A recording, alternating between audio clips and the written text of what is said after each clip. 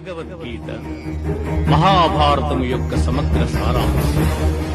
భక్తుడైన అర్జునునకు అనర్చిన ఉపదేశమే గీతా సారాంశం. భారత యుద్ధము జరగరాదని సర్వవిధములా భగవానుడు ప్రయత్నించింది.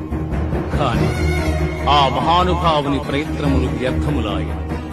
అటు పిమ్మట శ్రీకృష్ణుడు పార్థునకు సారథి అయి నిలిచెను. యుద్ధరంగమున అర్జునుని కోరిక మేరకు రథమును నిలిపెను. అర్జునుడు ఉభయ సైన్యములలో గల తండ్రులను, గురువులను, మేనమామలను, సోదరులను, మనుమలను, మిత్రులను చూచి హృదయము ద్రవించి స్వజనమును చంపుటకిష్టపడక నాకు విజయము వలదు, రాజ్యసుఖము వలదు అని ధనుర్బాణములను కింద వైచి దుఃఖితుడైన అర్జునుని చూచి శ్రీకృష్ణ పరమాత్మ, దుఃఖింపతగని వారిని గూర్చి దుఃఖించుట అనుచితము. ఆత్మానాత్మ వివేకులు అనిత్యములైన శరీరములను గూర్చిగాని, నిత్యములు శాశ్వతములు అయిన ఆత్మలను గూర్చిగాని దుఃఖింపరు. జీవునకు దేహమునందు బాల్యము, యవ్వనము, ముసలితనము ఎట్లు, మరొక దేహమును పొందుట కూడా అట్లే. కనుక ఈ విషయమున ధీరులు మోహమునుందరు.